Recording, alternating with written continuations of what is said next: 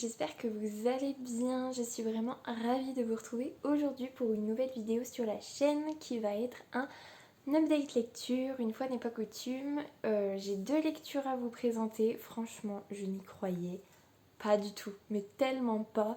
Et il s'est passé plein de choses qui ont fait que, en fait, si j'ai deux lectures à vous présenter, donc c'est plutôt cool. Alors, je pense que je suis encore un petit peu penchée parce que mon trépied n'a pas été changé.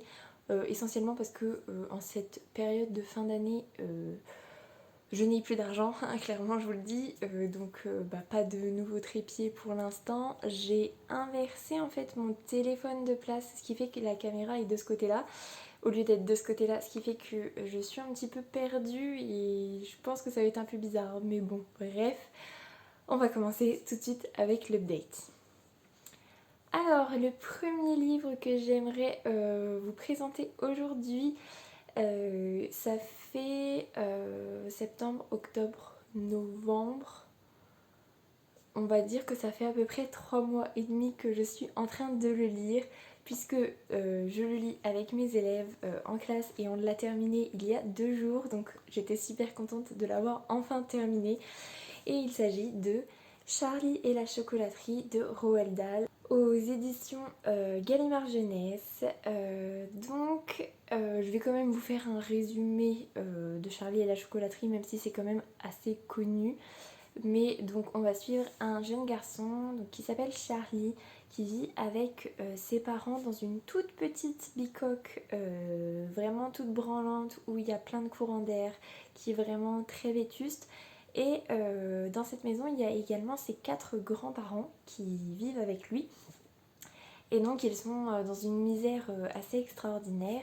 Et dans la ville où Charlie vit, il y a monsieur Willy Wonka qui a créé une chocolaterie.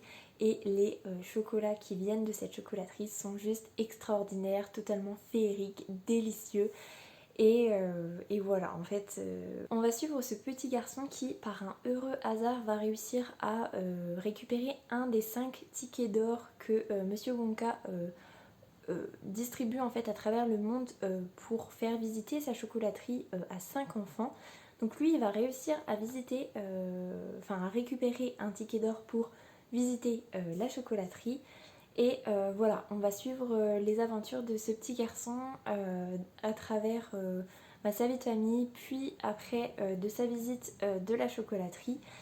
Et en gros, voilà, je pense qu'il n'y a pas trop besoin d'en savoir plus. C'est, je crois, le résumé vraiment le plus global qu'on pourrait faire. Je l'avais jamais lu, je l'avais déjà vu en film en fait, mais je l'avais jamais lu. Et depuis l'année dernière en fait, je trouve qu'en lecture offerte pour mes élèves, Roald Dahl c'est quand même... il a une plume vraiment agréable et c'est assez drôle. C'est des histoires toujours un petit peu... je sais pas, ça met un petit peu de baume au cœur. En même temps, il y a des sujets un petit peu terribles, un peu à la Disney, vous savez, où genre... là par exemple, on a vraiment Charlie qui vit dans une misère, mais une misère pas possible. Quand l'année dernière j'avais lu Mathilda, la pauvre Mathilda qui vit dans une famille qui se fout complètement d'elle alors qu'elle est juste extraordinaire, mais tout le monde se fout d'elle. Son école, sa directrice est horrible. Enfin, vraiment, voilà. Je sais pas, Roald Dahl, voilà, quand je lis du Roald Dahl, ça me fait super plaisir parce que c'est des histoires toujours. Je sais pas si on peut dire qu'elles sont originales, mais en tout cas, je trouve qu'elles sont bien traitées. C'est assez drôle. Enfin, on tombe pas dans le.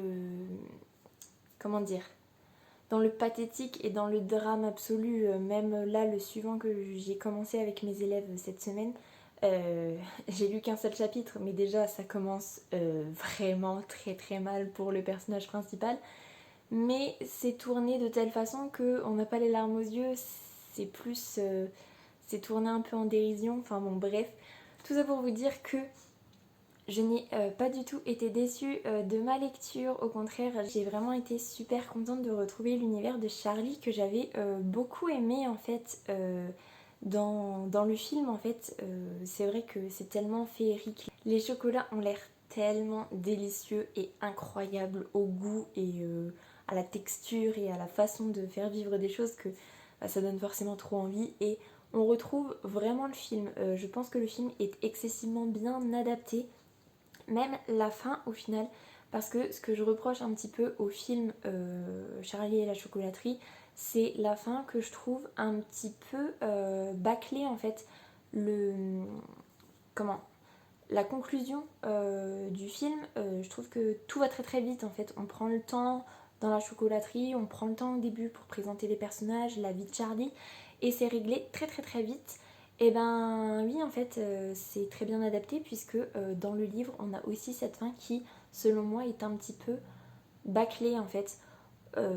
Pour moi, en fait, ça me fait souvent cet effet-là en fait dans les romans de Roald Dahl, mais j'ai l'impression que pour lui, dans ces histoires, en fait, l'essentiel c'est le déroulement de l'histoire, mais la conclusion, c'est parce qu'il faut conclure en fait, mais c'est pas ce qui va soigner le plus. En tout cas, c'est mon ressenti personnel. Mais en tout cas, ça a été une super bonne lecture. Mes élèves ont adoré et pourtant les trois quarts avaient déjà vu le film que l'on va regarder la semaine prochaine juste avant les vacances pour pouvoir bien comparer en fait les deux, savoir si l'adaptation est vraiment aussi bonne que ça. Euh, alors je me souvenais un petit peu des airs des chansons qu'on avait dans le film, mais là je vous avoue que quand je l'ai lu, je n'ai pas chanté, hein. Les chansons des Oompa Loompa, je ne les ai pas chantées, je les ai juste lues, mais je crois qu'elles sont pas aussi bonnes dans le film. Mais là, vraiment, c'est du génie en fait. Les chansons sont juste topissimes quoi. C'est drôle, c'est percutant, ça dit énormément de vérité concernant l'éducation de certains enfants. Franchement, non, vraiment super. Donc je vais continuer de lire du Roald Dahl à mes élèves. Jusqu'à temps, je pense que je les ai tous lus. Et puis je les redirai peut-être pour mes prochains élèves quand j'aurai envie de me replonger dedans. Parce que voilà, en fait, c'est toujours un petit bonbon, sans mauvais jeu de mots. Voilà, Charlie, c'était une trop bonne lecture, donc franchement, voilà. Si vous avez aimé le film, que vous avez envie de retomber un petit peu dans l'ambiance sans vous refaire le film forcément, allez-y, parce que c'est très très bien adapté. Il y a une ou deux choses qui va différer, mais sinon, globalement, c'est juste super bon. Et du coup, alors je sais plus trop si le dernier update qui date de la semaine dernière, le dernier livre que j'avais lu c'était Midnight Sun et je vous disais que j'avais très très très très très envie de lire le tome 3 de Meg Corbin et je vous disais que pour le prochain update en fait vous verriez si c'était le cas ou pas. Et oui, en fait, j'ai craqué et j'ai lu le tome 3 de Meg Corbin. Donc c'est Gris Présage, je crois, que j'ai lu sur ma liseuse. Résumé, peut-être, global de la saga. Donc on va suivre Meg Corbin qui est une prophétesse de sang. Donc quand elle se coupe, quand sa peau est coupée, peu importe la façon en fait, qu'elle le fasse au rasoir ou qu'elle tombe dans les escaliers, elle va se mettre à énoncer des prophéties, donc des choses qui vont se passer. Et donc les prophétesses de sang, elles sont mises sous tutelle puisque on considère qu'elles ne sont pas capables de s'occuper d'elles toutes seules puisqu'elles ont une addiction aux coupures car quand en fait elles énoncent la prophétie, elles ressentent une euphorie et un plaisir intense. Donc forcément elles sont un petit peu addictes à cette sensation. Et dans ces institutions où on va s'occuper d'elles soi-disant puisqu'elles ne sont pas capables de le faire toutes seules, en fait en gros elles sont enfermées et on fait venir des gens très riches pour qu'ils posent leurs questions et pour qu'elles leur énoncent une prophétie. Donc on est clairement sur un truc un peu glauque et un petit peu malsain. Et donc on suit Meg Corbin dans le tome 1 qui va s'échapper de cette institution et qui va arriver dans l'enclos de Lakeside. Donc l'enclos fait partie des autres, et donc on a les autres qui sont des métamorphes qui gèrent en fait le monde puisqu'ils étaient là avant, et eux en fait ils ne font que tolérer les humains, essentiellement parce que les humains peuvent leur apporter des progrès technologiques en fait, mais sinon pour eux les humains c'est vraiment de la viande et uniquement de la viande. Donc il y a eu des accords qui ont été conclus, et on a vraiment sur une ville, on a un enclos qui va gérer qui va gérer en fait la façon dont les humains vont pouvoir acheter des maisons, faire de l'agriculture, tout ça, tout ça. Ils vont leur fournir en fait ce dont ils ont besoin pour vivre, mais sinon les humains sont vraiment enfin, il y a vraiment un contrat qui est passé entre les deux, parce que les autres nous tolèrent en fait. On est vraiment juste tolérés. Et si on ne respecte pas les clauses du contrat, entre guillemets, on est clairement dévoré sans aucun scrupule. Donc Meg va aller se réfugier dans l'enclos, et voilà, en gros, on va suivre comment elle va réussir à nouer des liens avec les autres, justement, avec les autres humains, et comment c'est difficile pour elle puisque elle a toujours vécu dans sa petite cellule uniquement avec des contrôleurs qui sont là pour la couper et canaliser en fait ce qu'elle apprend du monde. Donc voilà, ça c'est en gros le résumé du tome 1. Je peux pas vous parler vraiment du tome 3 en termes de résumé parce que ce serait vous spoiler un petit peu ce qui se passe dans le 1 et dans le 2. Donc globalement c'est ça, donc c'est de la bitlite qui, je vais le répéter puisque c'est déjà ce que je disais dans la vidéo que je vous ai fait sur le tome 1 et le tome 2, c'est pour moi, je pense là on est sur de la qualité de Bitlit qui surpasse largement les autres. Après j'ai pas tout lu, mais ça faisait énormément de temps que je n'avais pas lu de Bitlit comme ça, puisque là clairement on n'est pas du tout sur une ambiance très très très sexuelle, très très très romantique, où en gros c'est basé sur une romance entre un métamorphe et une humaine, ou un métamorphe et une autre métamorphe, mais où globalement en fait le roman est très... il y a beaucoup de scènes de sexe, et le reste est un petit peu développé. Là, pas du tout, c'est ce que je vous disais, au final, je pensais que dans le tome 2, ça allait se développer un petit peu, et en fait, presque pas, il y a même pas une ébauche de romance qui se fait, hein. C'est vraiment une amitié très très forte entre le chef de l'enclos et Meg, mais c'est vraiment, on est plus basé sur de l'amitié. Il n'y a pas d'attirance vraiment entre les deux, c'est plus une confiance mutuelle et un attrait mutuel parce qu'ils s'apprécient vraiment en tant que personne en fait, les deux.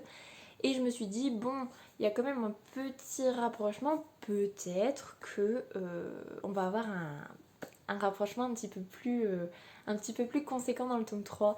Et ben en fait, non, toujours pas, vraiment pas du tout.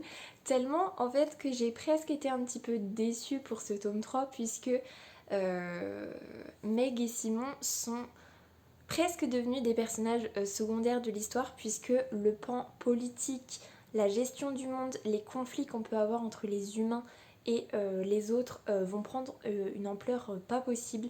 Et du coup, on va suivre tout ce contexte politique, les complots qui les humains trament pour faire passer les autres pour ce qu'ils ne sont pas au final, puisqu'ils vont être accusés à tort de beaucoup de choses. En fait, c'est les humains mettent en place plein de choses pour faire porter le chapeau aux autres, et que la population en fait se rebelle contre les autres. Et franchement, j'étais un petit peu déçue dans le sens où j'aurais bien aimé voir un petit peu plus Meg et Simon, leur relation à tous les deux en fait, comment elle se développe.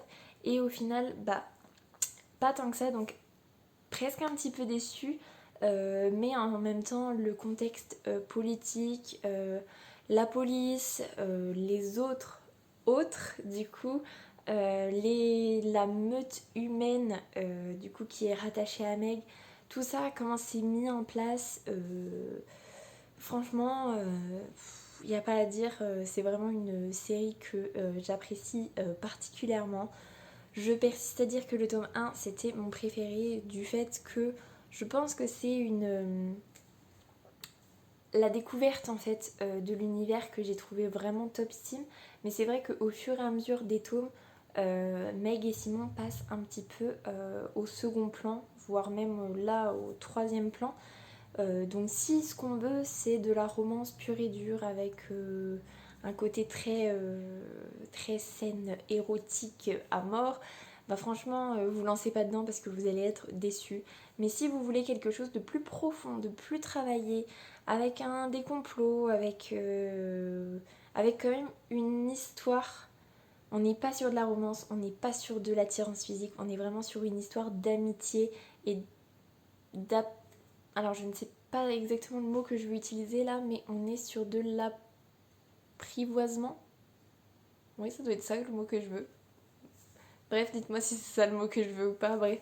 Donc de l'apprivoisement entre les deux en fait, puisque bah Meg est face à un loup quand même, et lui il est face à une humaine, mais en même temps c'est pas une proie, c'est pas vraiment une humaine, et enfin bon bref, voilà, je peux que vous dire que si vous avez envie de Bitlit, mais de quelque chose de plus profond, de plus travaillé, de pas forcément romantique du tout, bah franchement foncez parce que c'était vraiment une super bonne lecture, je regrette absolument pas.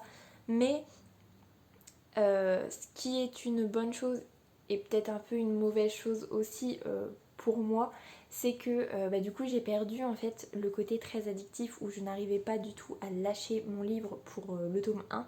Bah là du coup le tome 3 en fait j'ai eu aucun problème en fait à le lâcher pour aller travailler, pour aller me coucher. Il n'y a pas eu de soucis. D'ailleurs j'ai mis beaucoup plus de temps à le lire. J'ai mis 5 jours je crois. 5 ou 6 jours, donc un record pour du McCorbin. Mais bref, je vous le conseille à 200%. Si vous avez envie de ça, franchement, foncez parce que c'était juste trop bien. Et du coup, et ben voilà pour cet update au final, puisque bah voilà, j'avais que 2 lectures à vous présenter. Donc là, clairement, on est mercredi 9 décembre et je viens seulement de finir McCorbin. Donc, est-ce que pour la semaine prochaine, je vais réussir à vous faire un update sur au moins 2 lectures? Je ne sais pas, je pense que c'est un peu compromis, mais pourquoi pas, j'attends de voir. Je vais peut-être me faire une petite relecture, je sais pas. Je me laisse le temps de voir. Ce qui est sûr, c'est que je commencerai ce soir. Bref, je vais vous laisser là-dessus pour cette semaine.